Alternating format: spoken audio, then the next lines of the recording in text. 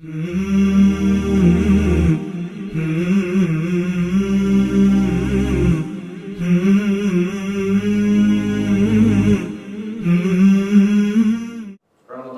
has come with its blessings, so honor the guest who has arrived. Ramadan came as a tilling ground for the servants of Allah subhanahu wa ta'ala to purify their hearts from corruption. So fulfill the rights of that month by words and by deeds, by action, and take it as a provision for the next life. For the one who sows his seeds in this life without irrigating them, without watering them, will be the one who will cry out in anguish on the day when everything counts. On that day when everything counts is the purpose. That is the day that we work for. That is the day that we look forward for. That is the day for which reason why we work hard in this life. Upon occasion, Abdullah ibn Mubarak, rahmatullah alayh, ata Zamzam fastaqa minha, he came towards Zamzam and he drank from it. ثم استقبل الكعبة فقال, then he went to the Kaaba and he said these words almost as a public declaration. Allahumma inna ibn Abi al-Mawali حدثنا عن محمد ibn Mangera عن جابر عن النبي صلى الله عليه وسلم أنه قال. Oh Allah, it's being narrated from us by way of Ibn Abi al-Mawali, who took from Muhammad ibn al-Munkadir, who heard from Jabir, who heard from the Messenger of Allah sallallahu alaihi wasallam that ma zamzam lima shuriba lahu, Zamzam water is drunk for what it was drunk for. وَهَذَا أَشْرَبَهُ, and this water I drink to save me from the thirst of the day of judgment. The reason why we fast, why we abstain during this month is so that on that day we are not denied or deprived of water and food. And I think that the essence behind this talk and this event lies in one particular ayah in the Quran, which I think perhaps is the most apt and appropriate verse to begin with. My dear brothers and sisters and fellow guests, Allah subhanahu wa ta'ala says in the Quran, اعلموا أنما الحياة الدنيا لعب ولهو وزينة وتفاخر بينكم وتكاثر في الأموال والأولاد كمثل غيث أعجب الكفار نباته ثم يهيج فتراه مصفرا ثم يكون حطاما وفي الآخرة عذاب شديد ومغفرة من الله ورضوان وما الحياة الدنيا إلا متاع الغرور. Allah says that know the life of this world is a few things. Most people are bound by these 4 or 5 things. اعلموا, know collectively that the life of this world is play, amusement, rivalry, pomp, and entertainment and amusement and rivalry amongst yourself and increase in wealth and children. The life of this world is play primarily. When people are infants and small children, the most amazing and fascinating thing for them is simple play. They would play with a cardboard box if that's all they have. But as they grow older in years, it becomes lahu, it's entertainment. They need something more exhilarating, more exciting for them, a step above the paper box, the cardboard box, right? They want to play with the Nintendo or the Xbox, which is a different kind of box. And then it's zina, and then it's pomp, right? You show off with your things and your toys and your gadgets and your clothes. And the one who wears the best clothes is the most popular person, and the one who looks the best is the best person to hang around with, right? What they can do, and it's increase in wealth and children, right? Rivalry amongst yourselves. Who has the best shoes? Who has the best cap? Who has the best hijab? Who has the best thobe? Who has the best car? Right?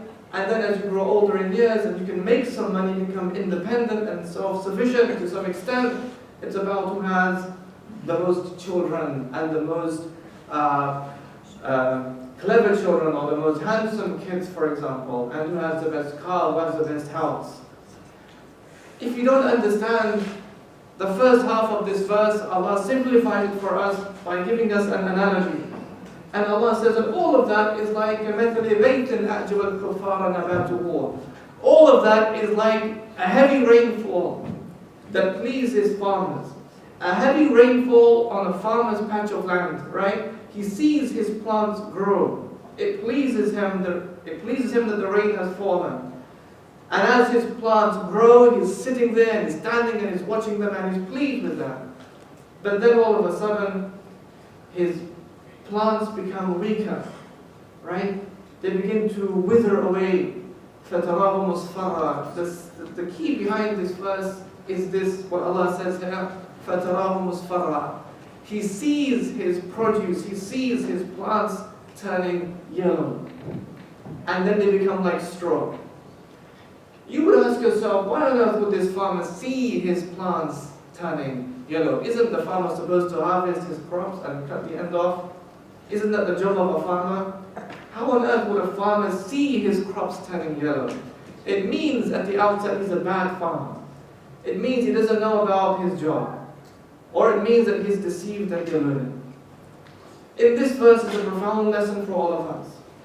The central idea behind this verse is that you too see yourself decaying, but you do nothing to prevent it. You too see yourself withering away and aging, but you do nothing to harvest for the next life, just like this farmer. Therefore, we are all victims of the 5 things that Allah mentions before: play and amusement and pomp and rivalry amongst yourselves and increase in wealth and children. And the thing that it leads to is the grief or the calamity that beset the farmer. Meaning he's at loss simply because he took no provisions for what was going to come and happen to his plants, his produce. Like that, my dear brothers, we are in the same position. Either we harvest for the next life, or we are those who are people of play and amusement, and we will see our plants turning yellow. Our Prophet said, sallallahu alaihi wasallam, take care of 5 things before 5 things happen to you. Take care of your youth before you grow old. There are some things that you can do in your youth. You have this sense of zeal and this sense of wanting to rule the earth and wanting to travel around, but that won't always remain with you. Take care of your wealth before you become poor. For how many people who are now homeless, when you hear of their stories, they say, yeah, I used to own this and I was a manager of that, but now they're homeless.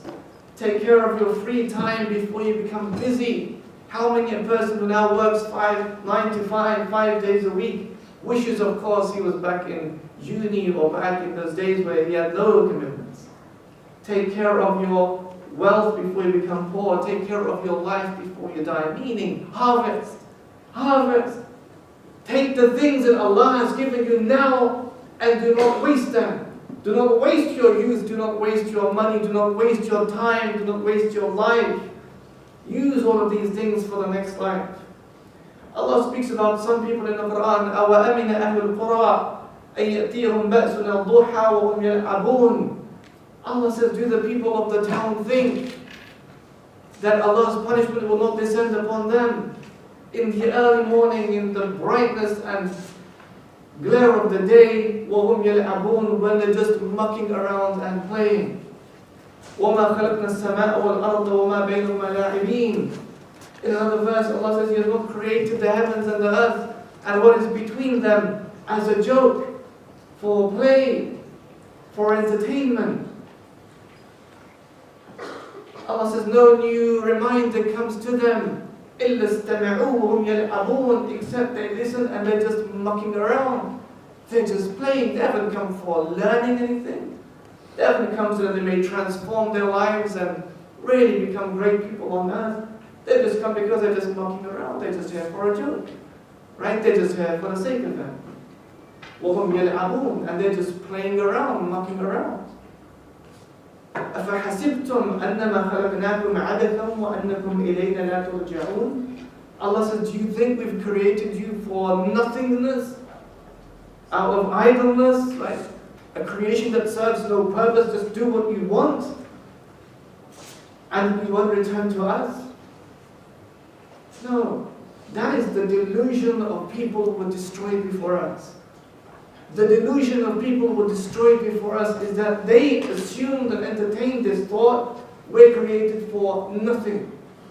That we will spend our days, our lives playing. and mucking around and joking and entertaining at the expense of the purpose of life, which is worship.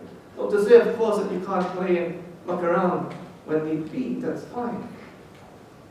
But not at the expense of your central purpose of life, which is to worship and serve your Lord.